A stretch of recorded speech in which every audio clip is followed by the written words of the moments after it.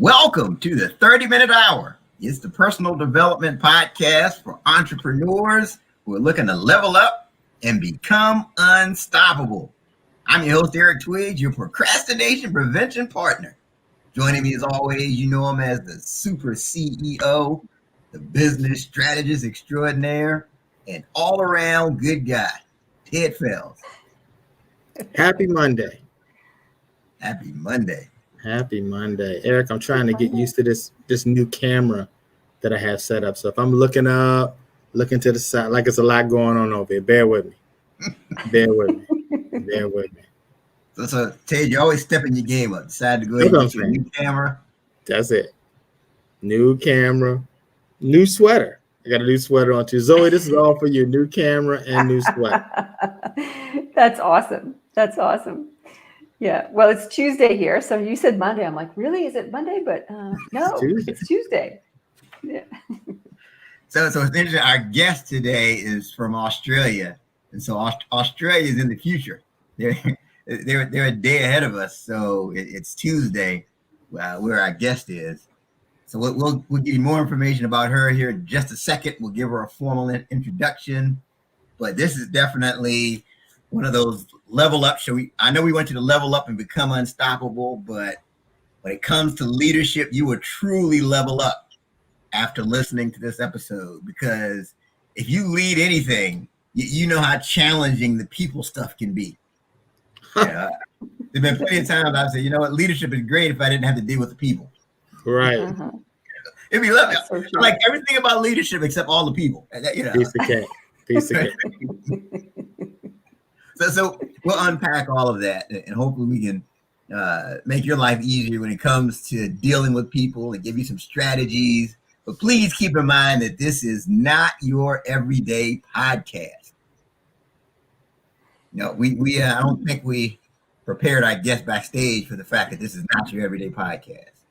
We do it differently here on the 30-Minute Hour. And those of you that are watching us live, you can check us out on Facebook, on LinkedIn, on YouTube by typing in the 30-Minute Hour into the search engine, and there you'll find us. You can also listen to us on Apple Podcasts, or Spotify, and any of those other places that you like to consume your podcasts. And don't forget to share the show. Share the show. Thank you, Zoe. Let's share the show. Exactly. You gotta share the show. I do have a special thing I want to tell you about these next few weeks, that if you share the show and you tag me, you tag Eric Twiggs on social media when you're sharing the show, your name gets entered into a drawing. And at the end of the month, Ted, they get an autographed copy of my book, The Discipline of Now. Yeah. Love it. Share the show. You don't want to miss that. Exactly. So share the show. Every time you share it, your name gets entered into a drawing where you can win an autographed copy of my book, The Discipline of Now, 12 Practical Principles to Overcome Procrastination. Just a special thing I wanted to tell you about. Again, don't forget about the What Now movement. Today is Marketing Monday, and definitely make sure you go on the What Now movement site. If you haven't joined already, go ahead and click join. And that way you can take advantage of all the great contact we've got there. All right. Ted. Yes, Eric. I've got something that's on my mind. Please share, Eric. All right. So today I want to talk about the secret to mastering the people stuff. That's right. The secret to mastering people stuff. So the year was 2002. And Ted, man, I had the world by the tail. I was the district manager. I had 17 automotive service locations I was responsible for. I was the leader out of 80 districts in the company. My district ranked first in overall profit performance. Things were going well. Now, the company, it gave the employees the opportunity to do something that's called a 360-degree survey, right? Mm-hmm. That's where your employees get to give you feedback on your leadership. and it's anonymous, right? So they evaluate your strengths and your weaknesses. So I'm getting kudos from my supervisors because of the numbers and everything else. I said, this is going to be my crowning achievement. This is going to be my feather in my cap. I can't wait to see what these 360-degree surveys are going to reveal about my leadership. I got it going on. We're having the best year ever. My boss is like, hey, Eric, how do you think the 360 is going to go? I said, man, Gary, we're a team. Everybody's on board. So the results came, and my managers hammered me. Oh, man. The results told a total different story to what I was expecting. I mean, they made all these comments. They said I was too hard on them. They said I always harped on the negative. They said I didn't recognize people for their accomplishments. I was shocked. I mean, we're having these results, but the people weren't on board. And I asked myself, like, why was my perception of my leadership so much different from what they were seeing, right? I'd failed to master the people stuff, which begs the question, right? What is the secret to mastering the people stuff? I didn't know. That's a good question. What's the secret to mastering the people stuff? Ted, this is the part of the show where we just need people to focus in. I know you like to listen to us while you're driving. This is the time we just need you to pull over to the side of the road. When you're on your Peloton right now at home, we just need you to press pause on the Peloton. Ted, is there anything else that people need to do? Zoe, you got to put the ham sandwich down. If you got a ham sandwich in your hand right now, a good sandwich, you got to put it down. It's about to get good here. She did a good job putting the ham sandwich down too, by the way. She actually. So the question on the floor is, what is the secret to mastering the people stuff? And here it is. You must be fixed with your purpose, but flexible with your people. That's it. You have to be fixed with your purpose, but flexible with your people. And my problem was I treated everybody the same. I just assumed people were wired like I was, the hardcore type A personality, so forth and so on. I treated everybody the same way. I didn't feel like I didn't need a pat on the back. I didn't feel like anybody else needed one either. Right. Apparently I was wrong. Right. That's a big one to get wrong. Absolutely. I got it wrong. And I was like emotionally scarred for a while. I took that personally, but literally my leadership is different to this day because of that incident. Like I think about that all the time when I'm dealing with people. So it turned out to be a blessing. But I mean, we can't assume that everybody is the same. And the good news is our guest today has literally written the book on mastering the people stuff. That's the title of her book, right? It's my book. And so it looks like she's getting it. There you go. There's a book right there. You can go out and get a copy of it. We'll give you all the direction on how to get it, where you can find it, and all that good stuff. Our guest today, she's Australia's leadership expert, and she's the author of People Stuff, which you just saw, those of you who are watching.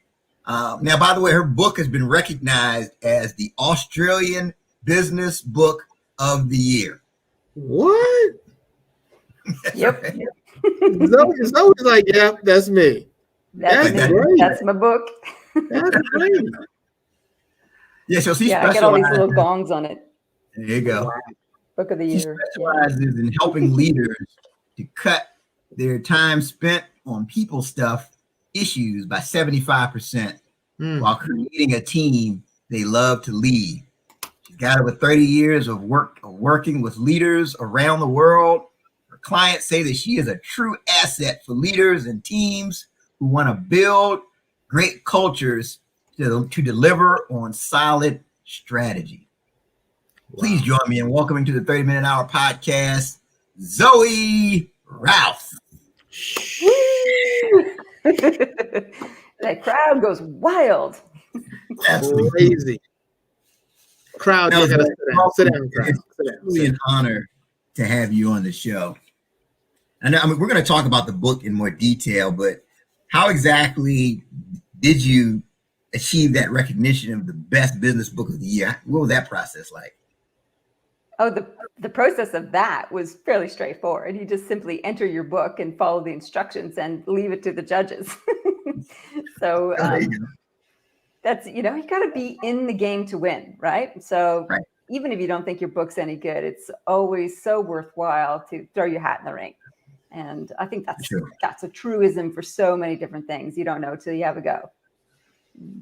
Yeah, and I know because I participated in similar contests like that with my book. They look the book over with a fine tooth comb. I know they look at like cover, content, what's it contributing to society. So congratulations to you for that honor. I mean, that's just another reason that people need to go right now and get your book. Thank you, Eric. I really appreciate that. Because you know what, like it's such an unequal exchange, isn't it? In some ways, or sure. I should say, it's a huge leveraged investment if you do get a book, because an author would spend, and this as an author would spend years of their life experience being distilled into this piece of magical wisdom, and spend a year or two or more putting it together. And when you buy a book, you spend $20 maybe on it, and you spend a few hours with it maybe, and then you're kind of done, and you get all this life experience and research condensed into a few hours. Like, it's a really smart investment from a growth and education point of view, but it's unequal from an author's point of view in some ways, all this stuff you poured into it, but it's good. Oh, for sure. So let's roll back the clock. I want to give people the backstory as far as how you got to this point. So describe your journey as far as like what led you to becoming Australia's leadership expert. Well, I think the journey started on a canoe trip and with my face down in the mud underneath a canoe. And I was on a 6-week canoe trip as part of my summer camp in Northwest Ontario. So my accent, in case you're trying to place it, is Canadian originally. And even though I've been in Australia for 25 and a half years now, I still sound Canadian. So I was on this trip. I was carrying a canoe across a portage, which is a piece of land between two bodies of water. And I slipped and fell, and it fell on top of me. It was raining. I was stuck, and I was peeved. There was all sorts of negativity going on in my head about the situation, myself, the group, whatever. And I worked out that the only way to get out of this was to push myself to get out of it. So I bucked myself up and got on with it. And I thought a lot, because I was alone for a while. It was a long portage. I thought a lot about, what am I doing here? Why am I on this trip? What am I getting from it? And in asking those questions, I distilled a few important answers. Being with others is really fun. And it allows you to do amazing stuff, like go across the wilderness in remote areas. And to do that effectively, you need to come together as a group. And to do that effectively, you need to have people take leadership, whether it's the person with authority or whether it's somebody else in the group, or whether it's yourself taking leadership of yourself in a bad moment to push your way through that. And that sort of started a kernel of curiosity, a kernel of seeking out experiences with other amazing people to have big projects, whether it's a canoe trip or working on a business that you want to contribute to. So that kickstarted my career in the outdoors. So I ended up working at a summer camp for 9 years and helping lead canoe trips myself, and then developing the staff who led the canoe trips. And that also then nudged me over to extend my career over here in Australia.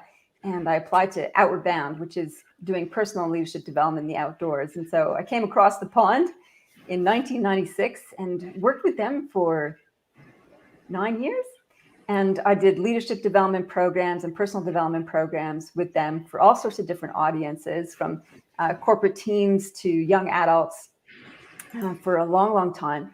I set up the instructor training program. And there I started to experience leadership in a different way. As instead of leading a canoe trip with a particular mission, it was, how do I organize a team of staff? How do I train and develop them? How do we deliver on our promises? And that was sort of adding layers to this nebulous, or this cocoon of information and experiences around leadership. somewhere in there, I hired my own coach because I was struggling in my role, a little bit like you, Eric. I'm like, this should be easier. This should be better. I should be better. They should be better. And I was like, I wasn't getting it. So having a coach helped me work through some of that and give me some more self-awareness. And I started my own leadership practice on the side while I was working at Outward Bound in 2002, and I started coaching people. Then when I left Outward Bound, I worked for the Australian Rural Leadership Foundation and experienced leadership again in a very different context. So we still did in the organization, outdoor experiential programs as a Kickstarter to a longer, more contemporary leadership development program where we looked at really broad issues, really complex issues in industries and communities and between people. And that added another layer to the onion. If you have, instead of peeling onions, it's adding layers to the onion, or rings of the bark of a tree as you grow and experience more. So I learned a lot more about leadership in those kinds of contexts there. And so I've been running my own leadership development practice since 2014 now, so 8 years or so. And I keep leading with questions about how do we lead good teams? How do we create great cultures? How do we deliver awesome performance? And it all comes back to leadership as a kernel of that. So it's been a voyage of questions and discovery and adventure, I think, that landed me here where we are now. And just being curious and wanting to know more. I have to admit, I didn't expect that answer about being face down in a canoe. Yeah, it's like my alter ego. So for 20 odd years of my career, I was an outdoor experiential educator. So leading canoe trips in Canada and then here in Australia, outdoor adventures, bushwalking or hiking through the outback and doing different types of activities with Outward Bound. And I still love to go out into the wilderness and to be in big, wide open spaces.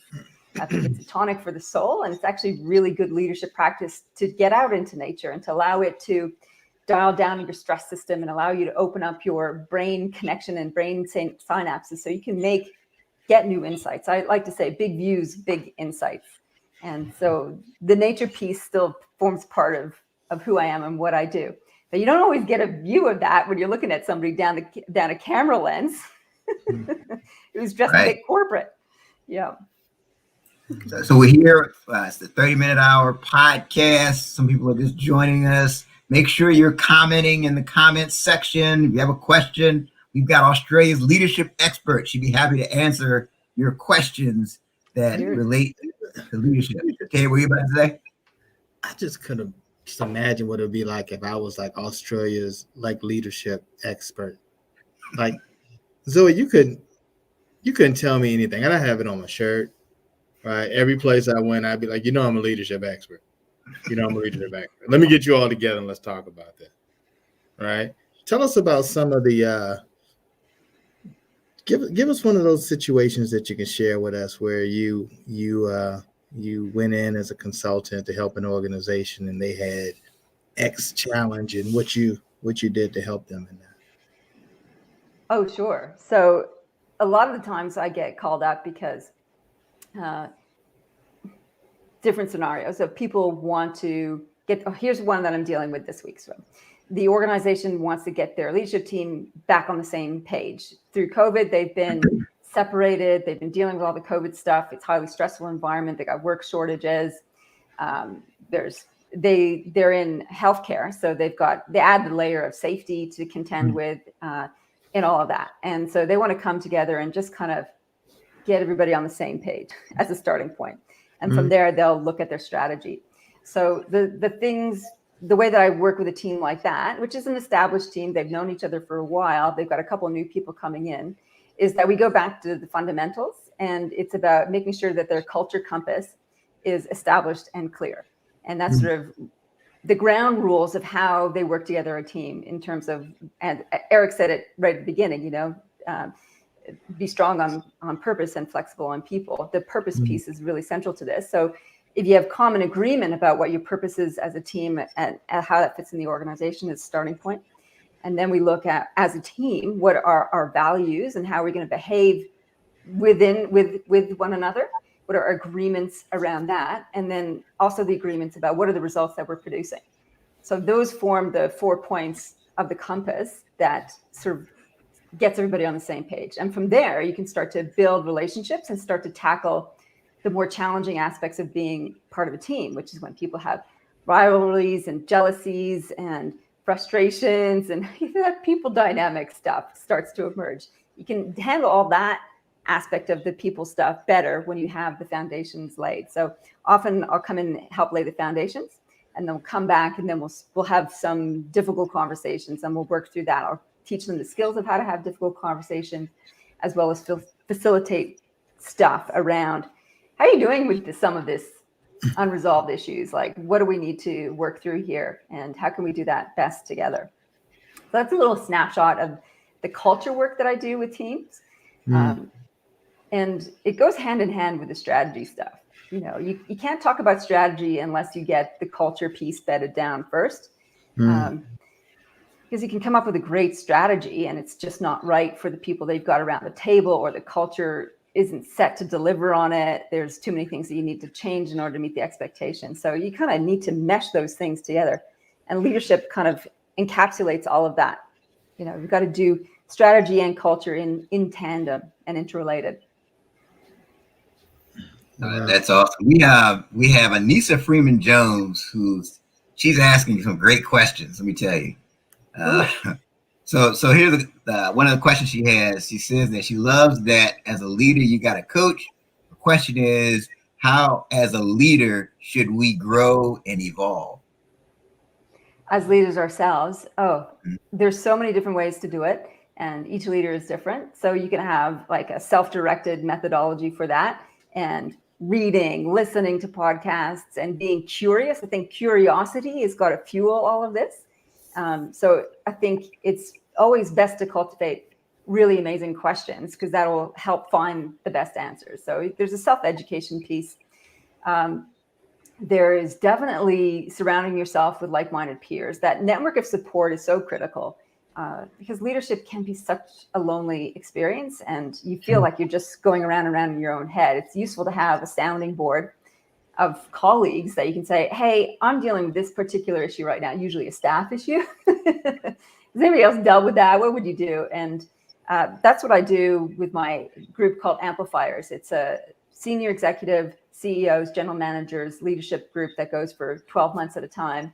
And people come on board there for two things. One, to learn advanced leadership skills, as well as to communicate and liaise with other CEOs from all sorts of different sectors. And so what I find when you have a diverse network like that, so all similar roles, but from all sorts of different industries, is that you can benchmark, compare notes, and get huge insights into how other people do things. Quite often they're very similar in terms of issues.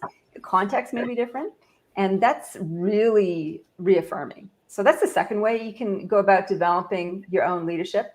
And the third way is a more significant investment. That's working one-on-one with a leadership expert who can be your coach or your mentor. Or sometimes you can have the two of them blend, but essentially having somebody who's been there, done that, to guide you and to challenge you is a useful exercise. So those would be the three ways: self-guided, group, and one-on-one. And see, I think, so I think it has to be a challenge when you're dealing with a leader who has had success. If you look at their profit and loss statement, like me years ago, it's harder to get them to change. Like, how do you deal with that person who is the CEO who's extremely successful? How do you convince that person that they need to improve their leadership? One of the central things to effective leadership, and you posed the question, what is the secret to people stuff? And you intimated it in your answer. And the starting point is self-awareness. So you got a big dose of that with your 360, which changed your perspective or perception of how you were showing up. And in order to help someone grow and evolve as a leader, they need to have an ounce, at least, of self-awareness to start with. So sometimes you can, show them things like 360 to say, you've got a few blind spots here, and that might be one way. And some people are just, they don't have the humility needed, or haven't discovered it yet, or they haven't discovered the humility and curiosity and care required to do the growth. So I personally don't fight with those ones who are stubborn, saying, "Nah, I don't need it," because I'm like, if you don't need it, you won't get it. So I'm not interested. So I look for leaders who have those three things: humility, curiosity, and care. They care about their people. They care about the impact that they're making. And so that's how I filter them out. Like some people, you can put them in leadership training programs, but you got to show up to the table and put your own skin in the game for that. I believe that's true of learning. You can't just beat somebody into performance. They're going to resent it and they'll call it terrible anyway. Yeah, humility, curiosity, and care. I think those are critical. Ted, what were you about to say? Yeah, I think one of the things is, you have to definitely look at it, like you said, Eric, being flexible, that everybody is different, right? Like you really have to look at that. You always, I don't know, Zoe, there was this documentary about Michael Jordan that was here called The Last Dance. I don't know if you've seen that or heard about it, but I've seen it. It's an amazing documentary. Yeah. Yeah, and they talk about Phil Jackson and how he was a coach, and he had Michael had all these different personalities: Michael Jordan, Scottie Pippen, Dennis Rodman, and how he had to adjust to each of them. Right? A lot of people look at this and say, "Oh, Phil Jackson has had the opportunity to coach some of the best players: Kobe Bryant, Shaquille O'Neal." But if you put all those guys in the room, they all have these different personalities and egos. And as a leader, being able to get everyone to do what they need to do to achieve the mission, and you had to communicate and probably deal with each of them totally different. And that was a really good example in that movie of how they were, in that documentary of how he had to deal with Dennis Rodman, which was pretty interesting.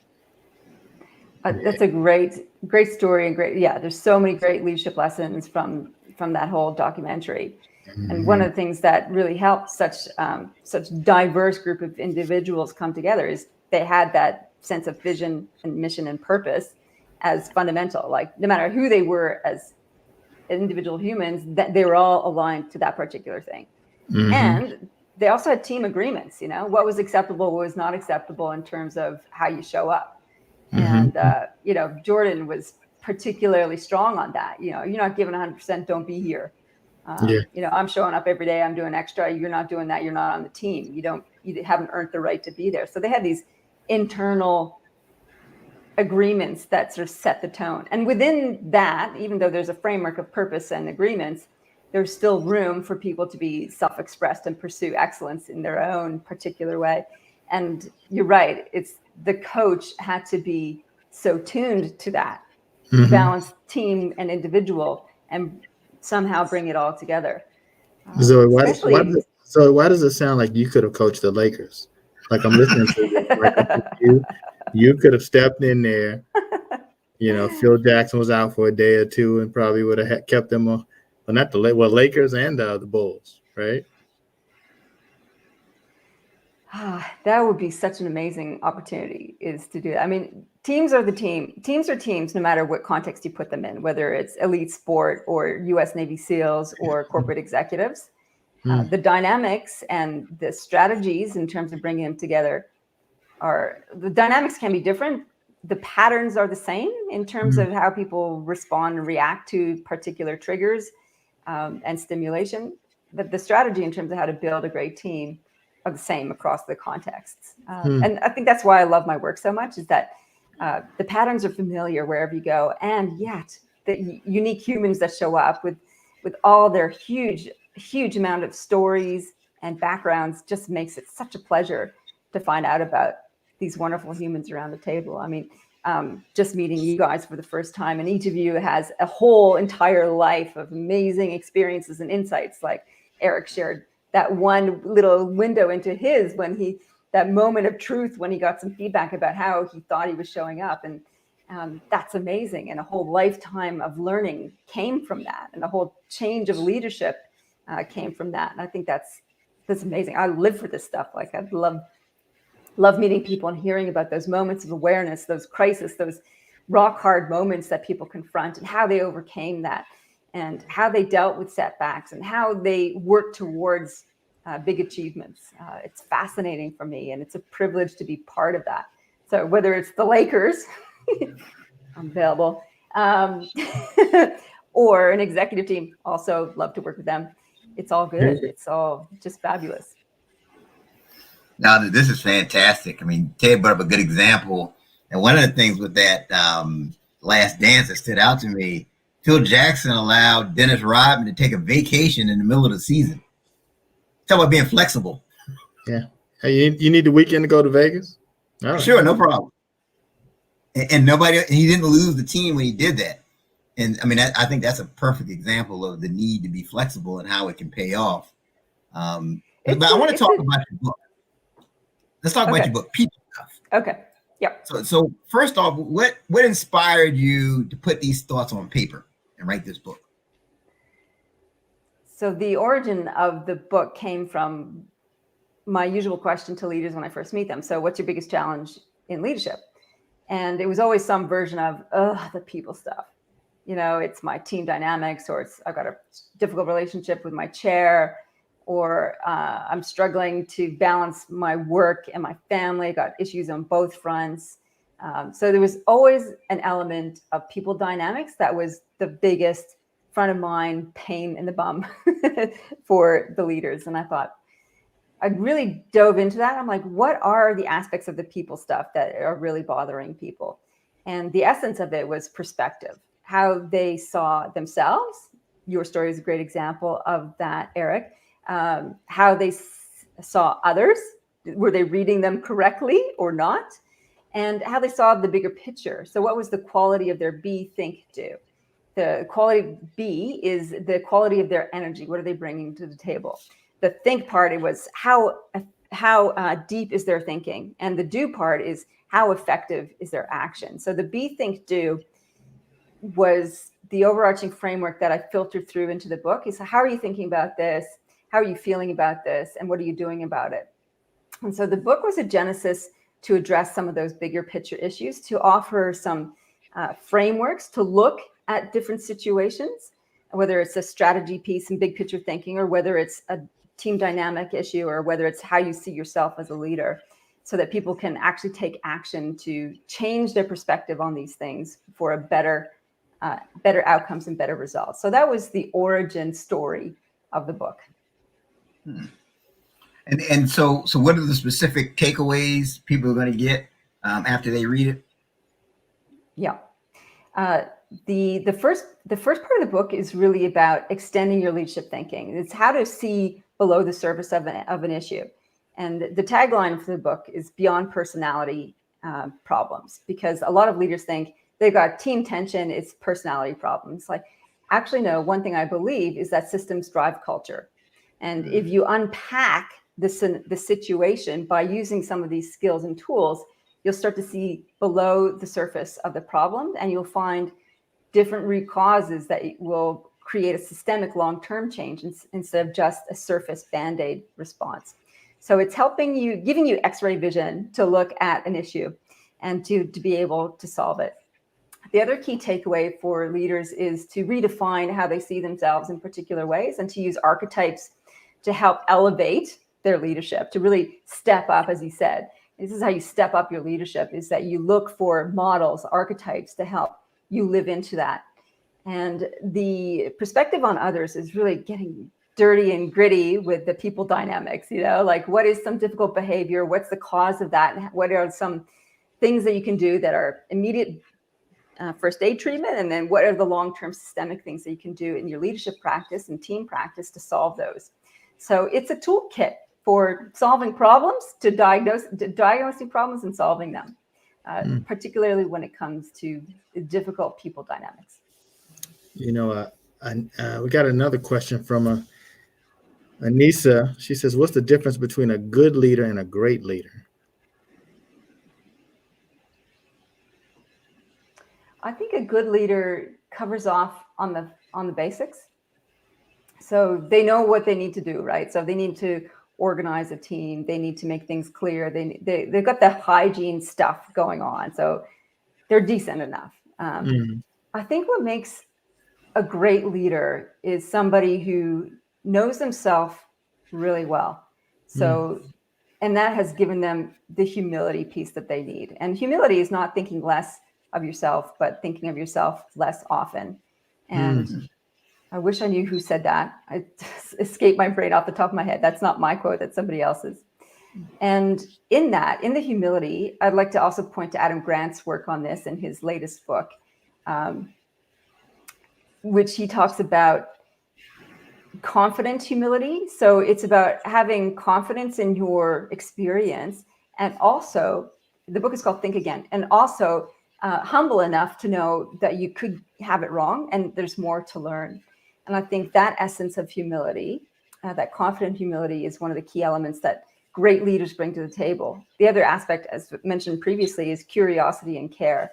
So the leaders who are great actually balance wisdom and compassion. Wisdom is the best of the mind. They make smart decisions. And compassion, which is the best of the heart. And those two work in conjunction for wise and compassionate leadership. That is the essence of an elder, the elder archetype. That's what I aspire all leaders to embrace, is to balance those two things. If you're all compassion, then you're just going to be trampled on. You're going to be a pushover. If you're all wisdom and you're all cerebral, you're going to lose people. You need to actually balance the two together. I think that's the essence of a really great leader, is somebody who's centered, self-aware, wise, and compassionate. So here's another question from you. So Anissa is really enjoying this discussion, Zoe. Like, she is throwing these questions out here, and I'm gonna be honest, this last one, I was kind of confused. I wasn't sure, but she dropped a couple other words in the chat, so I think I got it now. She says, How does a group, team, organization lose sight of what it takes everyone to reach success? How do they lose sight of that? Wow. Yeah, how does that group, team, organization lose sight of I think one of what it takes? One of the ways that organizations and leaders can lose their way is they forget or haven't defined what success really means. And I think they have to come back to first principles and that sort of culture compass piece. They haven't got that laid out. They haven't got laid out what is their future vision state that they're trying to create. They haven't laid out what their values are and what their team agreements are. And they can have mission creep as a result of that. And I think without that, those fundamentals laid out, those agreements laid out, then culture can evolve a little bit. It can sort of, you start to change your standards or let a little bit of ethical bending happen, and all of a sudden you're derailed. That's one contributing factor. I think another contributing factor is actually systems, particularly systems around remuneration, because how people are rewarded will drive particular behavior. And we saw this in Australia with the Royal Banking Commission here, the investigation into the scandals in the banking system, where the banking staff were charging people who had been deceased, charging them ongoing banking fees. So they were making up numbers, they were making up statistics, and they were basically ripping people off in order to meet their targets, in order to get their bonuses. And that's a classic example of how a reward remuneration system drives unethical behavior. And if you look at those individual humans, it's not that they were dirty, rotten scoundrels. They were caught in a system which was pushing them towards behavioral, ethical bendiness, which ended up being a huge, devastating impact on people. So systems are really, really important to keep track of and to be mindful of. You always need to be asking is, what kind of behavior is this system creating? And when we have a really clear definition of success and the results that we're trying to create, and an ethical barometer in terms of our values and behaviors that we agree to, then we can keep those tensions a little bit more in balance, so we don't get derailed and forget about success is about all the people involved and not just the bottom line. Wow. Yeah, you bring up a good point, because a lot of times if you start putting pressure on people, they start really feeling pressure to perform and really turn up the screws. Some people will take that unethical road and adopt this by any means necessary approach. So that's why it's good to have the balance like that you've been saying with curiosity, the humility, the self-awareness, and being flexible on how you get to the result. Sometimes it's a rock and a hard place choice that people are faced with that. It's like, if I don't bend the rules a little, I'm going to miss out on my paycheck. And that means that my family's going to suffer. And so it's not that people are greedy necessarily. People always think it's because people are greedy. I think sometimes there's some real life pressures out there, and not just pressures from your supervisor, but from having to deliver on your life responsibilities that can cause people to do things they wouldn't necessarily otherwise have done, all things considered. Oh, great point. No, that's an excellent point. So tell us something about leadership that you used to believe, but now you don't believe that is true. I think it's a great example of a pendulum swing, and believing strongly in one thing, believing strongly in another thing, and then believing strongly in a third thing as you grow and evolve. And for me, I think one of the things I believed about leadership was centered around success. Success was always about setting goals and smashing them originally. And when I worked really hard at that and got a little burnt out, I had to reevaluate that. I got cancer in 2005 after just driving myself really, really, really hard. And I set about reevaluating that belief system. And I came to a different belief system. This is the interim one, where it's like, success is not about the goal. Success is about how you feel on any given moment. Are you enjoying yourself? So I started recrafting my definition of success. It's like, I know I'm successful by how happy I was today. I know I'm successful by the effort I put into something today. I know I'm successful by how I contributed to somebody else. So it was all about process and not about end outcome. And the third iteration around success turns out to be a bit of both. So rather than throwing the baby out with the bathwater, it's like, success is not about goals, which is version 2.0. And like, yeah, success has goals as central to its premise. Leadership success does, because that is what encourages us to reach and stretch and grow and invent and be creative. And the journey, the process, is equally important. We don't want to sacrifice one for the other. And it's not just about, showing up and being happy. It's hard to do that if you don't have the stretch of the goal. So I think integrating those two things, it's a polarity. Things that look like opposites but are actually interrelated. That's how I've evolved and changed my definition of success around leadership. It's having the goal and enjoying the process. So the power of "and" is probably the leadership insight that I've got that has covered on so many different lenses or angles when it comes to leadership. That's super important to me. That's a great answer. Let me tell you something. This is why Eric Twigg, she's the top people person in Australia. Great answer. Man. We talk about that, right? The power of "and." That's huge. It's a pretty big concept. And I think because we live in cultures that are incredibly binary, right? So we see this as polarization showing up in our political debate in the US and Australia, around the world. If you're this or you're that, there's no room for "and" in that. You're pro-vaccination or you're anti-vaccination. It's where's the "and"?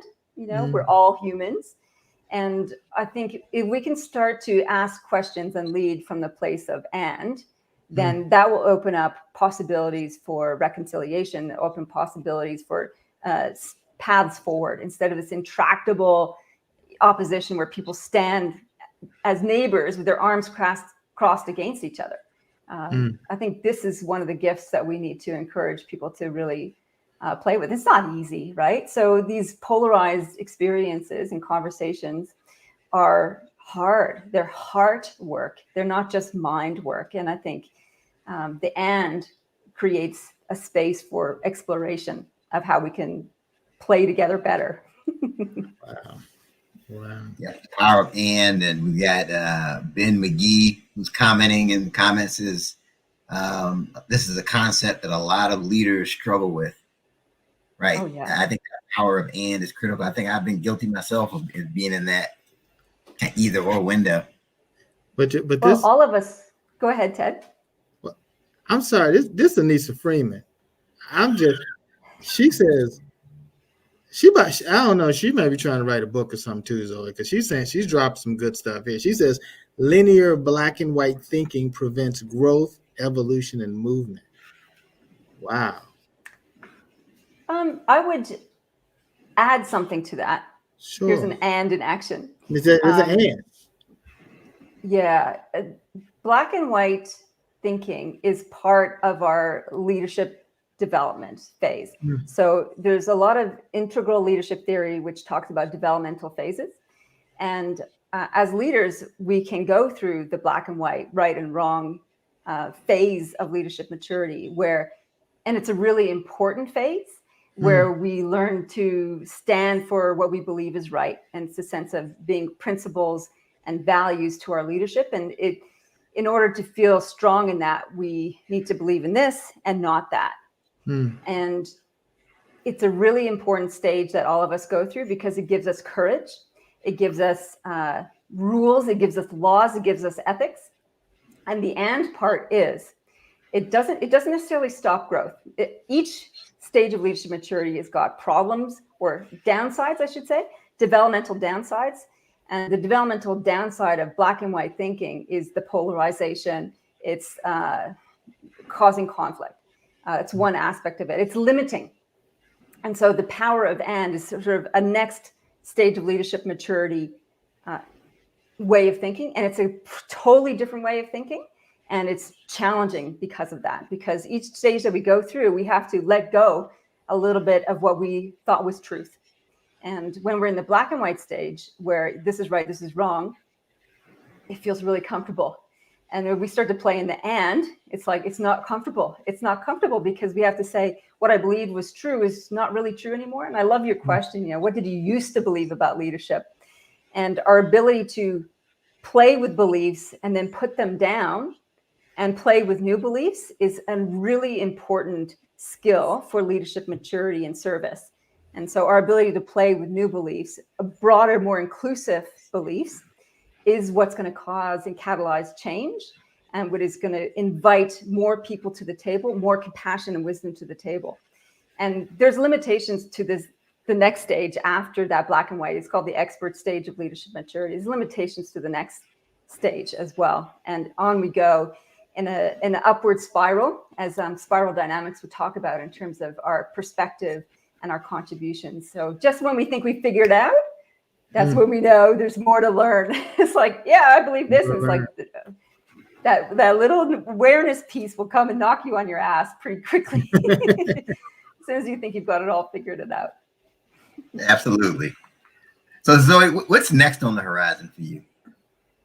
Yeah, lots of really fun things. So I'm growing my Amplifiers group. It's a community of CEOs and general managers from different sectors. At the moment, we have just people from Australia, but it's open to anybody on the planet who's in one of those roles. So that's growing, and I'm putting a lot of content and resources into that community for the leaders to tap into. And probably the other immediate big project is something I hadn't anticipated, which I mentioned to you, Eric, before we went live on the show, is I'm writing a novel at the moment. It's my first fiction book. So I've written 4 nonfiction books in my first foray into fiction. And I asked the question for myself. I'm like, I wonder if fiction might be a better, more interesting way to get across different leadership principles. And from that question, I asked while I was doing a writing course, I'm like, oh my God, I could totally write fiction. And that was a new mountain, a new challenge to play with, because it's a different form of writing, different considerations, whole new ball game. So yeah, it's called the Olympus Project and should be out in a couple of months. So I'm into round 2 of edits. So it's got a few polishes and screenings to go before I get it out there. But that's sort of next on the horizon for me. Let me ask you this, Zoe. So when everything happened with the kind of COVID and everybody kind of did more remote work, like how did any of your leadership strategies, what type of adjustments needed to be made for the remote leader? Oh, yeah. So fabulous question. Probably the thing that dialed up immediately was stress for everybody. So the mental health issue for both leaders and their teams has been a primary concern. How do we keep people safe, first of all? And then how do we deal with the ongoing uncertainty? And the way, one of the things that was useful about People Stuff at the time, because it came out middle of the pandemic, didn't it? June 2020. Was that it gave a map of what causes people to go into unhelpful behaviors. And everything in the pandemic are triggers for unhelpful behaviors: uncertainty, not feeling like you belong, all these fears that are identified in neuroscience. Probably isolation as well. Isolation, right? all that stuff. That's right. So knowing that gave leaders an opportunity to then address it. And I think one of the primary things that's been really important for leaders to start to master, if they haven't done so already, are facilitation skills. And I believe strongly that leaders need to have the ability to host and guide conversations, whether it's virtually or in person, in order to help contend with this huge emotional burden that all of us are carrying through this pandemic. So the facilitation skills are going to be particularly important. There's some technical aspects of that from remote and virtual teams in terms of how do we do that with screens and technology. I think that's a small hurdle to overcome. The team strategies remain the same. You set the fundamentals, you work on having safe, positive conversations, developing psychological safety, you deal with the rough spots as you go along. You mark time and progress with each other. You celebrate successes, learn from failures. The fundamentals are the same, regardless of how your team is structured or how it's operating. But I think that would be my immediate response: is the mental health issues, and then the facilitation skills to keep managing it. Yeah, I can see that for sure. That's good. One of the things that I kind of insist on with my teams, and it drives some people crazy, is that they have their cameras on, right? Because I need to be able to see you and kind of engage with you, and I don't feel like when the camera is off, it's like, I don't know if you're really into this. I don't know if you're feeling what I'm saying, if you're against what I'm saying, or happy or sad. I think the cameras is just like a must, in most cases for me in these remote meetings and sessions for me. There's something that I'd offer to consider around that, and it's based on some reading that I did, which summarized some research around that. I think the first step around cameras on, cameras off is part of the team agreements around virtual meetings.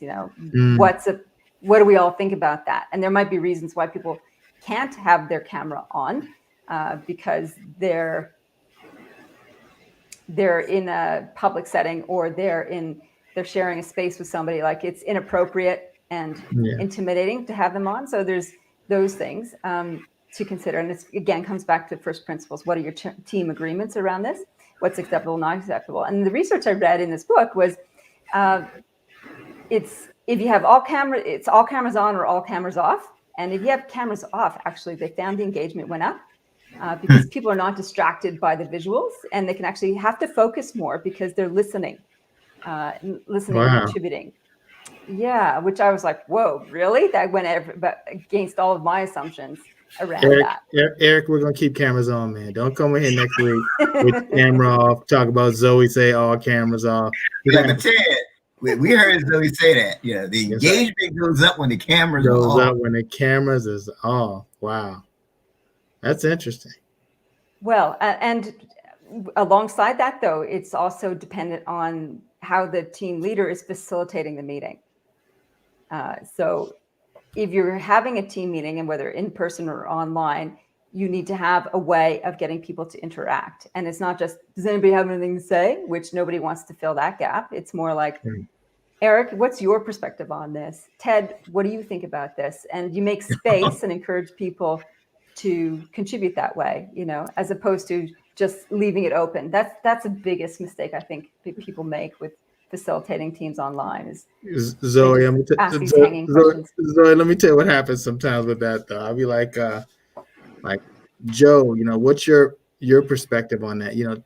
Ted, you were spot on. I totally agree with everything that you said. Yeah, I'm in total agreement. That means I didn't hear anything that you said. I kind of zoned out. And let me say this, because I'm in the spot right now. Yeah. So that's it, and you can sense that he's blowing smoke. And you can change the question a little bit and go, okay, what would be a question you'd like to ask about this issue?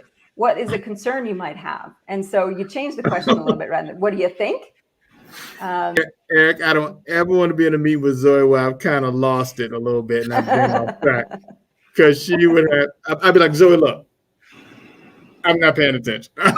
You got me. And that's great, right? Like if someone confesses that, at least you're like, okay, then. You got it. I was eating lunch. No, that's funny. No, that's great. So we're now at our final segment. It's called Write This Down. And this is where we want the entrepreneurs that are watching us to be able to write down specific takeaways from today's show. We each go around and we share specific things that we want the people watching us to write down. So Zoe, you're the guest of honor. We'll start with you. What's something from today's episode that you feel the people need to write down? It's a big one and it's a complex one. For me, it's systems drive culture.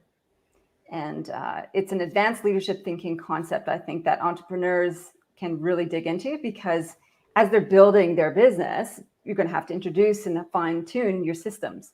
And you need to be looking at your systems. Where are your systems creating behavior you didn't want? Where are your systems creating friction that you didn't intend? And where are your systems actually creating flow? How can you redesign your systems, your interaction points, to create the culture that you want to deliver on? And systems can be anything from pragmatic stuff like how you pay people, how you hire people, to how you get approvals for purchases. Anything that's to do with doing the business of business is an opportunity to build a better culture. And so that's write this down. Systems drive culture. Totally agree. Systems drive culture. Hopefully y'all are writing that down. Systems drive culture. We call it write this down. You have to actually write this down. You have to write it down. Right. All right, Ted, what you got? So mine is kind of short and sweet. Being a leader seems easy until you have to do it. Right? So everybody true. Can always tell you, oh, you need to do a little more of this. This is what we need. This is what they need. Let everyone share more, and don't let them.